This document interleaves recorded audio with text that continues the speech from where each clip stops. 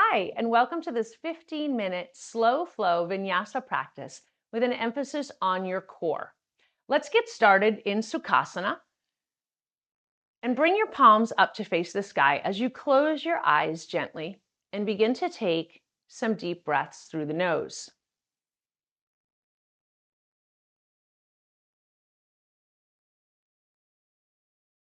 As you exhale, go ahead and pull the belly back toward the spine to begin feeling the sensation of engaging your core.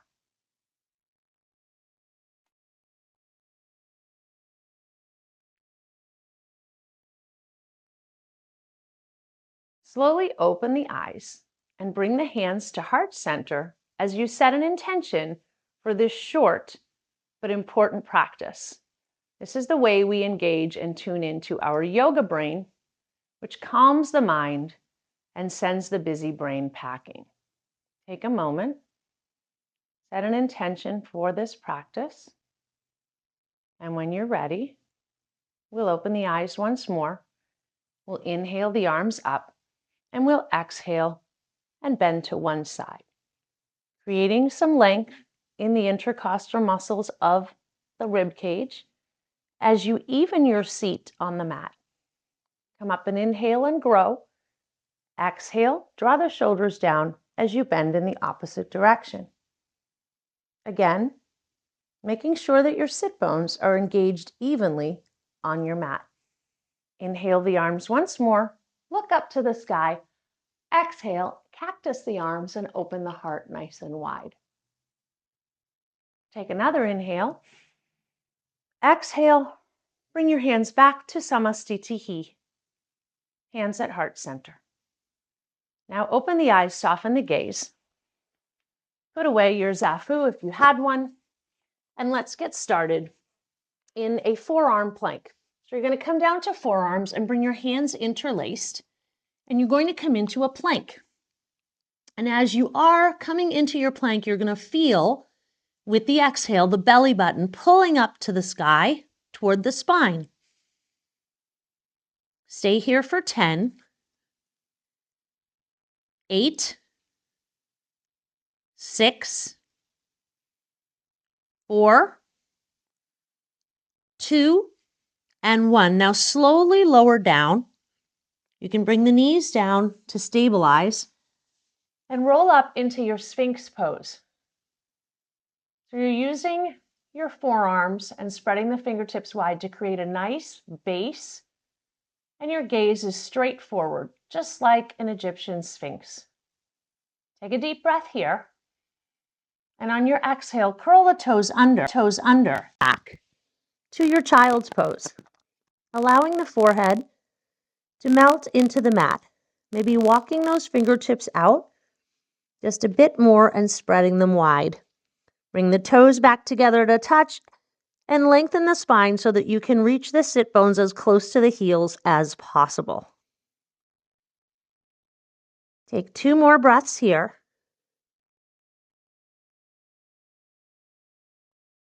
And we'll slowly shift back into a tabletop position. We'll move the hands 1 hand's distance in front of us, curl the toes under, take a nice deep inhale here.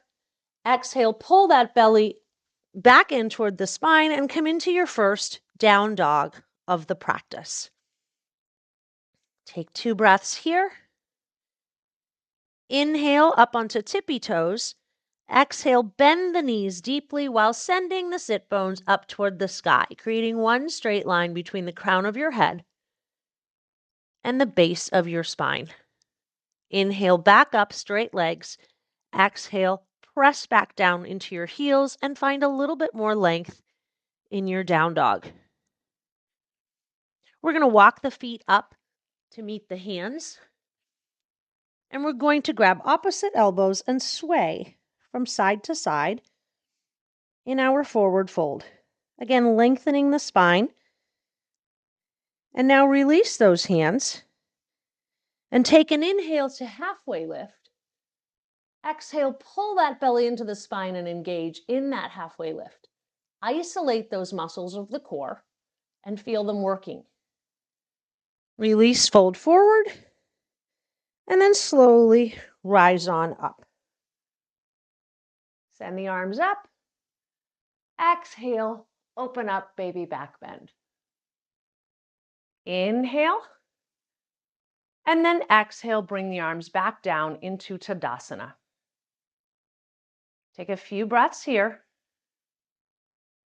And we're going to go ahead and step back into a crescent lunge with your right leg. Draw the shoulders down. Take an inhale. Exhale, bring the hands to heart center. You're going to inhale the hands to your chest. Exhale, open, warrior two. Pressing in opposite directions with your arms and peeling yourself up against an imaginary wall. Now inhale and flip the palms. Exhale, reverse your warrior and send a deeper bend into that left knee. For 3, 2, 1, come back to that warrior two. Bring the left elbow to the left knee and send the right arm above. Gaze can follow for extended side angle. Stay here for 1 inhale. And then use your exhale to send that left arm out in front of you as though you were serving a pizza, engaging your core. For 3, 2, 1, brings you back up to set up for triangle. So adjust your stance.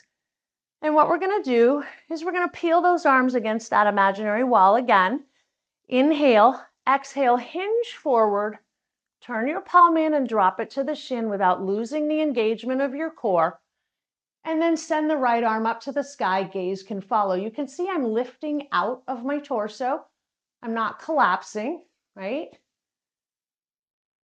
Staying here for 2 more breaths.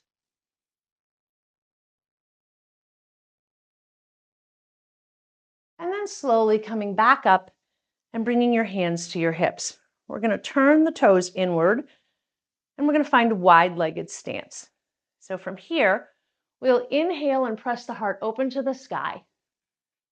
And then you're going to go ahead and exhale slowly with a nice flat long back. And then bring the hands out either to the ankles, widening your stance if you can, or directly underneath you. Stay here for 3, for 2. Play with your center of gravity, so lean more onto the balls of the feet, always engaging the core to help us maintain our balance. And now you're going to go ahead and bring the hands down. You're going to toe heel the feet in just a bit and wiggle your way into your malasana, your yogi squat. And we're going to be here for just a moment, eyes closed, coming back to that intention that we set at the beginning of class.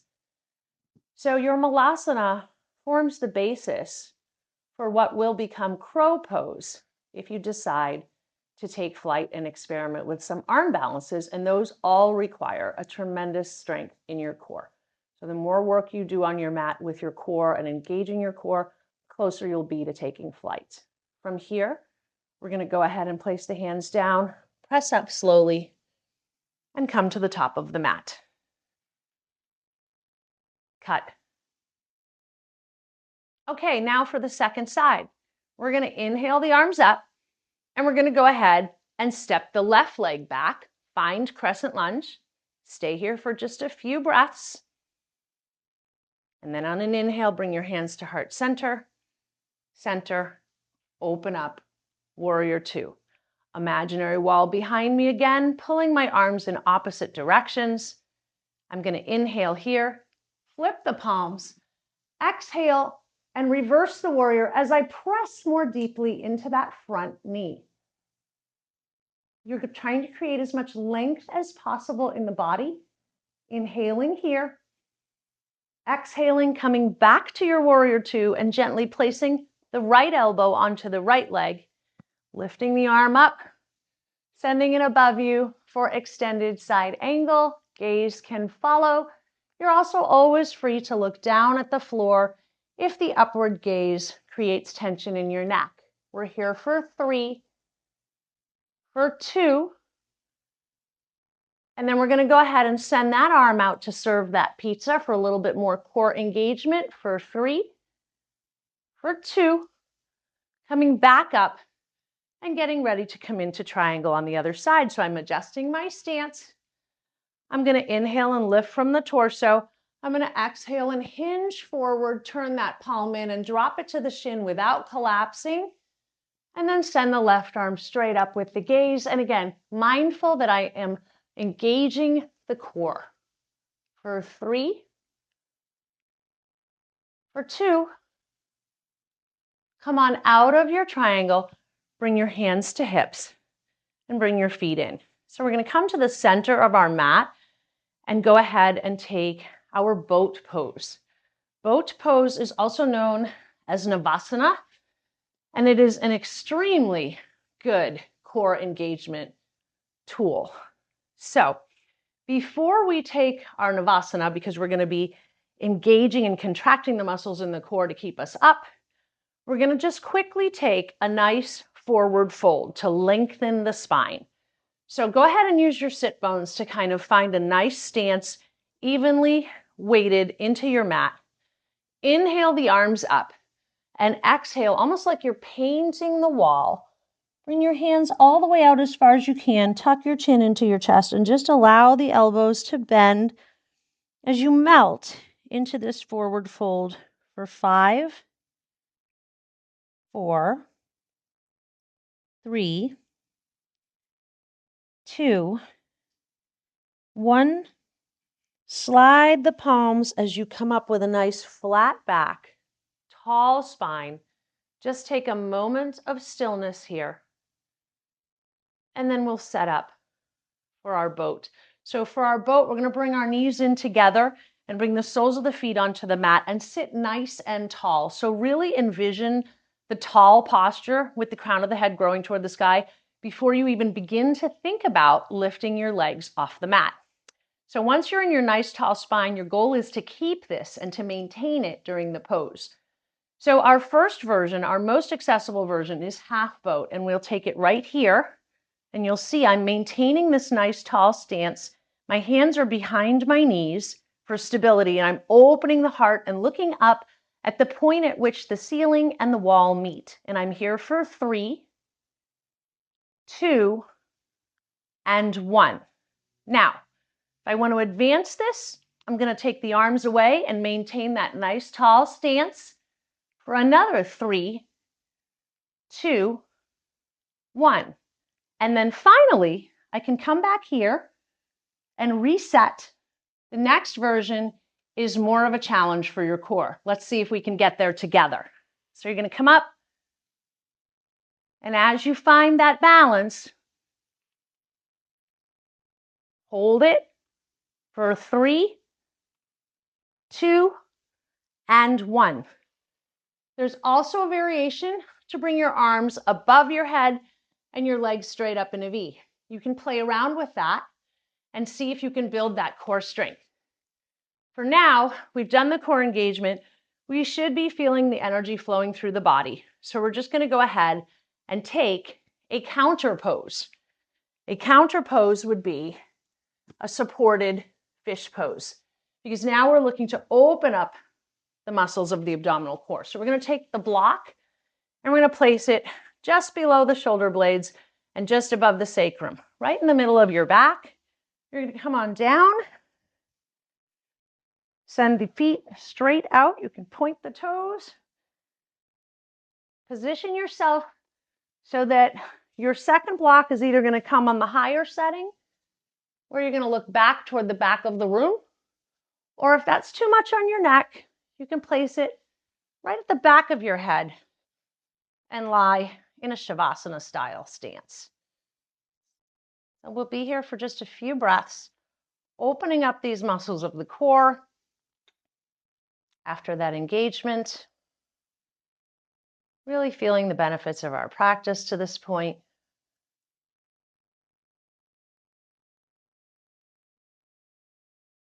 If you're on the higher setting, try to get the arms straight behind you and create some length for another 20 seconds or so.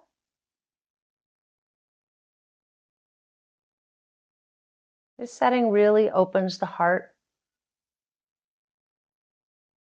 and the bicep muscles in the front of your shoulders. 10 more seconds here.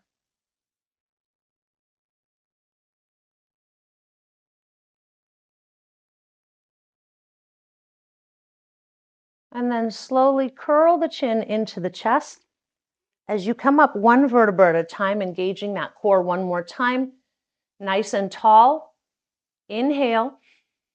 Exhale, forward fold. Grab hold of the toes and allow the chin to tuck into the chest one last time. Using the exhale to melt and bend those elbows for 5, 4, 3, 2. Slowly release the palms, slide them up as you come up with a nice flat spine, and come back to where we met. So we'll meet back in Sukhasana, where we were at the start of class, and we'll bring the palms toward the sky. Close your eyes. Come back to that intention for just a moment. Notice the sensations in your body after warming and building some heat, engaging the core. Think about engaging the core right now as you sit on your mat, and try to use this engagement throughout your day to build strength and vitality. Thank you for joining me today. Namaste.